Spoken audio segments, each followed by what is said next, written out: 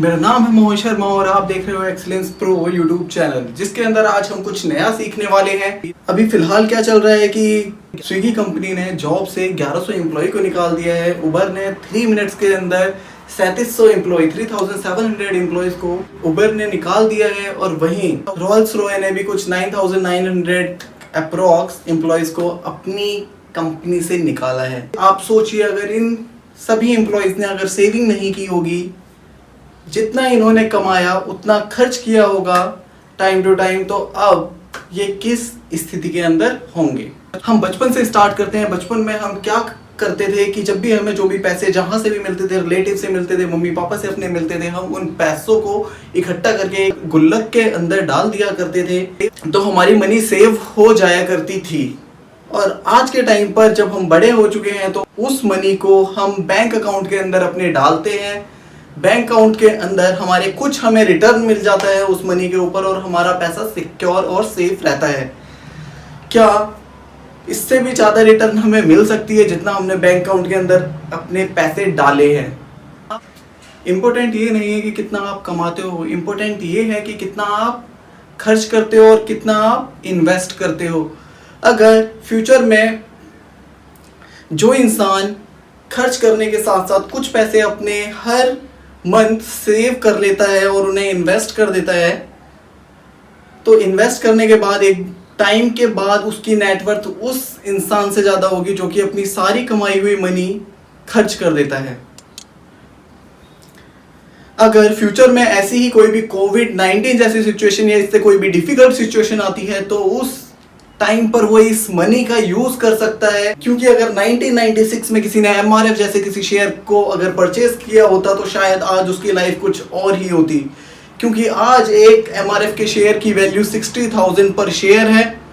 आज के हजारों रुपए कल के करोड़ों रुपए बन सकते हैं अगर हम उसे सोच समझकर इन्वेस्ट करें, और आज के 1000 रुपए कल के 100 रुपीज बन सकते हैं अगर हम उसे बिना सोचे समझे इन्वेस्ट करेंगे। तो आपने टाइम वैल्यू ऑफ मनी के बारे में तो सुना ही होगा कि मनी टाइम टू टाइम कम होती जाती है। जैसे कि आपने अपने मम्मी पापा से, अपने दादा दादी से बात करते समय सुना होगा कि जब उस टाइम पर जब वो कोई भी चीज़ परचेज किया करते थे या उनका घर कितने रुपए में चल जाता था। कोई कोई मुझे बताता है कि 200 रुपये के अंदर उसका घर चल जाता था, और जबकि आज के टाइम पर वही चलना 200 की जगह 20,000 रुपये में भी थोड़ा मुश्किल हो जाता है। टाइम वैल्यू ऑफ मनी, क्या 20 साल पहले जो ब्रेड जितने रुपए का आता था आज भी क्या उतने ही रुपए का आता है? क्या 20 साल पहले जो फोन का प्राइस था आज भी क्या उतना ही है? क्या 20 साल पहले जो लैंड का रेट था क्या आज भी है? लैंड का रेट टाइम टू टाइम बढ़ता जा रहा है, इंक्रीज होता जा रहा है। लेकिन कभी भी आपको इन्वेस्टमेंट करने से पहले ये डिसाइड कर लेना चाहिए कि उसमें रिस्क कितना है। जैसे कि कभी भी हम किसी भी रास्ते पर जाते हैं, तो अगर हम बिना देखे सिग्नल जाते हैं तो हो सकता है कि हमारा आगे चल के एक्सीडेंट हो सकता है और हमें काफ़ी कुछ गंवाना पड़ सकता है। लेकिन ऐसा ही सेम हमारी स्टॉक मार्केट के अंदर होता है। अगर हम बिना सोचे समझे किसी भी कंपनी के अंदर इन्वेस्ट कर देते हैं तो हमें काफ़ी कुछ गंवाना पड़ सकता है। अब सबसे बड़ा क्वेश्चन हर किसी के दिमाग में एक ये आता है, क्या स्टॉक मार्केट एक जुआ है, गैम्बलिंग है? तो इसका जवाब आप खुद मुझे सोचकर बताना, इस कमेंट बॉक्स में आप लिख सकते हो। क्योंकि मेरा जवाब इसके लिए ये है कि स्टॉक मार्केट लॉन्ग टर्म के लिए जुआ नहीं है।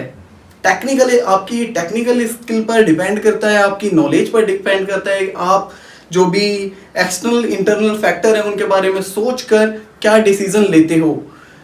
जैसे कि हम आइडिया के बारे में देख सकते हैं। आइडिया और वोडाफोन का मर्जर हुआ जियो के आने की वजह से। जियो के आने की वजह से दोनों को काफ़ी हैवी लॉस हुआ है, जिसकी वजह से दोनों को मर्जर करना पड़ा। इसके बाद आइडिया वोडाफोन के ऊपर एजीआर का भी काफ़ी प्रेशर रहा। 53,000 करोड़ का एजीआर वोडाफोन और आइडिया को गवर्नमेंट को पे करना था, जिसकी वजह से मार्च के मंथ में आइडिया और वोडाफोन ने ये डिसाइड कर लिया था कि वो इंडिया के अंदर अपने सारे ऑपरेशन, जो भी सर्विस इस समय वो प्रोवाइड कर रही है, वो सारी सर्विस प्रोवाइड करनी बंद कर देगा और वो इंडिया से चले जाएंगे।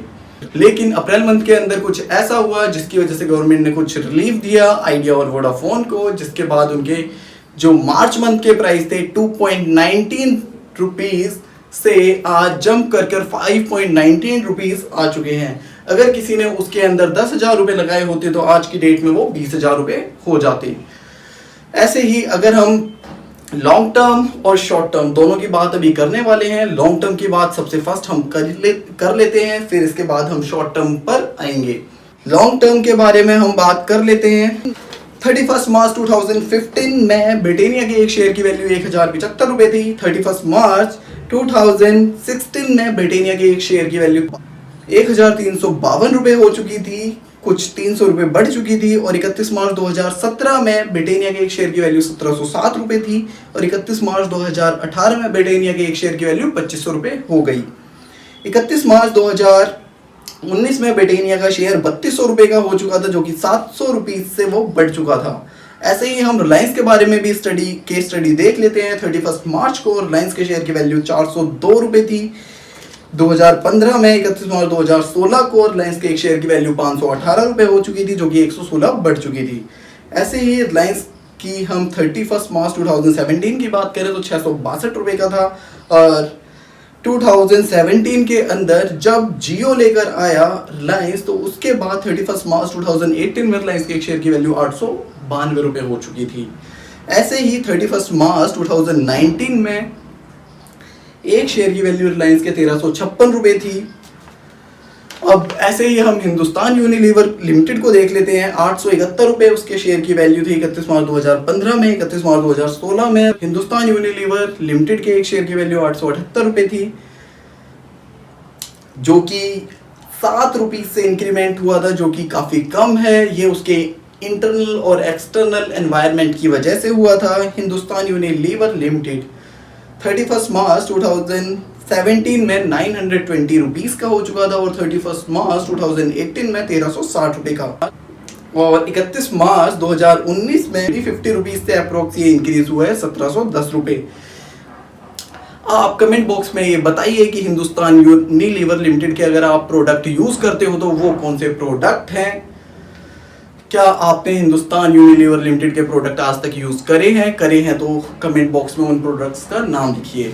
इसके साथ ही मैं एक बात आपको ये भी बताना चाहता हूँ, कभी भी इस झांसे में मत आना कि कोई भी आपकी मनी को थोड़े से टाइम के अंदर डबल कर सकता है, 3 गुना कर सकता है, 4 गुना कर सकता है। ऐसा पॉसिबल नहीं है। शॉर्ट टर्म में आप इतनी अर्निंग नहीं कर सकते हो। हमेशा सोच समझकर इन्वेस्ट करो। ये आपके ऊपर है, आपका पैसा है, किसी को आपके पैसे से कुछ भी लेना देना नहीं है। कभी भी किसी भी एडवाइजर की भी सलाह लेनी है तो उस टाइम पर भी डिसाइड कर लीजिए कि क्या हो सकता है फ्यूचर में। आंख बंद करके कभी भी उस एडवाइजर की एडवाइजरी पर भी विश्वास नहीं किया जा सकता है, क्योंकि उसे आपके पैसे से कोई लेना देना नहीं है। उसे बस अपनी कमीशन ब्रोकरेज से लेना देना है। पैसा आपका है, आपका डिसीजन है, आपको खुद डिसाइड करना है क्या करना है। स्टॉक मार्केट एक सब्जी मंडी की तरह होती है, जहां पर आप अपने शेयर की एक लिमिट सेट करते हो कि इतने रुपीस पर मैं बेचूंगा या इतने रुपीस पर मैं खरीदूंगा। सेम ऐसा ही सब्जी मंडी में होता है, जहां पर सामने वाला आपको सब्जी बेचता है कुछ रुपीस पर, 20 रुपीस पर, और आप उसका रेट लगाते हो 15, और आखिरी में आप दोनों बार्गेनिंग करके कोई एक प्राइस डिसाइड कर लेते हो 17 या 18। उस प्राइस पर आप उसे परचेज कर लेते हो। सेम सब्जी मंडी में जैसा होता है कि अगर डिमांड कम होती है, सप्लाई ज्यादा होती है, तो प्राइस कम हो जाता है शेयर का। डिमांड कम, सप्लाई ज्यादा, तो किसी भी शेयर का प्राइस कम हो जाता है। सप्लाई कम, डिमांड ज्यादा, तो किसी भी शेयर का प्राइस बढ़ जाता है, इंक्रीज हो जाता है। इस बात को आप नोट कर लो, क्योंकि ये आपके काफ़ी ज़्यादा काम आने वाली है अगर आप कहीं भी इन्वेस्ट करना चाहते हो। स्टॉक मार्केट में हमेशा शॉर्ट टर्म में ज़्यादा रिस्क होता है। शॉर्ट टर्म में अगर आप इन्वेस्ट करते हो तो वो किसी गैम्बलिंग से कम नहीं होता है, किसी जुए से कम नहीं होता है। इसलिए हमेशा शॉर्ट टर्म में जब भी इन्वेस्ट करो तो काफ़ी ज़्यादा सोच समझ कर इन्वेस्ट करना।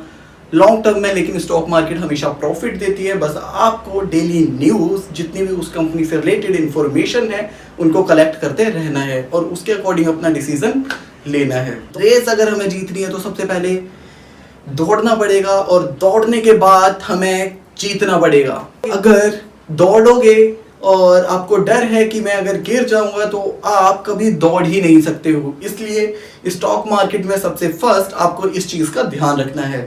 कोई भी अमाउंट इन्वेस्ट करने के लिए कम नहीं होता, कोई भी अमाउंट ज्यादा नहीं होता। इस बात का आपको ध्यान रखना है कि जिस कंपनी में आप इन्वेस्ट कर रहे हो क्या फ्यूचर में वो चलेगी भी, क्या वो समय के साथ साथ कस्टमर को वो सर्विस प्रोवाइड कर सकेगी जो उसका कॉम्पिटिटर कर रहा है उससे बेटर वो सर्विस प्रोवाइड कर सकेगी। म्यूचुअल फंड के बारे में भी थोड़ा हम जान लेते हैं। म्यूचुअल फंड भी क्या होता है कि काफ़ी सारे शेयर्स के अंदर इन्वेस्ट करते हैं। वो हम पैसे अपने टाइम टू टाइम हर मंथ SIPs के अंदर लगाते हैं। वो हमारे पैसे को ले जाकर स्टॉक मार्केट में ही लगाते हैं। लेकिन वो क्या करते हैं कि काफ़ी सारे स्टॉक्स के अंदर लगा देते हैं जिसकी वजह से रिस्क कम हो जाता है, क्योंकि कंपनी कोई भी अगर कंपनी बंद होती है तो फ्यूचर में एक बंद होगी ज़्यादा से ज़्यादा, कोई भी कंपनी में फ्रॉड होगा तो ज़्यादा से ज़्यादा एक में होगा। आपने कभी ना कभी तो इंश्योरेंस कराया ही होगा। इंश्योरेंस कंपनी क्या करती है कि हमारे पैसे को ले जाकर वो भी स्टॉक मार्केट के अंदर ही लगाते हैं। इसलिए हमेशा आपको डिसाइड करना है कि आप अपने पैसे का कैसे सही से यूज कर सकते हो। नेक्स्ट वीडियो में हम फिर से मिलेंगे और जानेंगे कि डीमैट अकाउंट कैसे ओपन किया जाता है, कौन सा ब्रोकर इन्वेस्ट करने के लिए सबसे बेटर होगा, किस ब्रोकर के पास हम अपना अकाउंट खुलाएं, ये डिसीजन आपका होगा। लेकिन मैं आपको सारी इंफॉर्मेशन नेक्स्ट वीडियो के अंदर दूंगा। वो आपको वीडियो कल मिल जाएगी। कल की वीडियो आपको देखनी नहीं भूलनी है। कौन से ब्रोकर के पास आपको अकाउंट आपका खुलवाना है, demat account, purchase sale start करनी है, डीमैट अकाउंट के बारे में हम जानेंगे नेक्स्ट वीडियो के अंदर। अगली वीडियो में हम फिर से मिलेंगे ऐसे ही इसी जोश के साथ और कुछ नया सीखेंगे। जुड़े रहें एक्सीलेंस प्रो के साथ, क्योंकि एक्सीलेंस प्रो कुछ ना कुछ नया आपके लिए हमेशा लाता रहेगा। इस वीडियो को ज्यादा से ज्यादा लाइक करो, सब्सक्राइब करो और शेयर करो।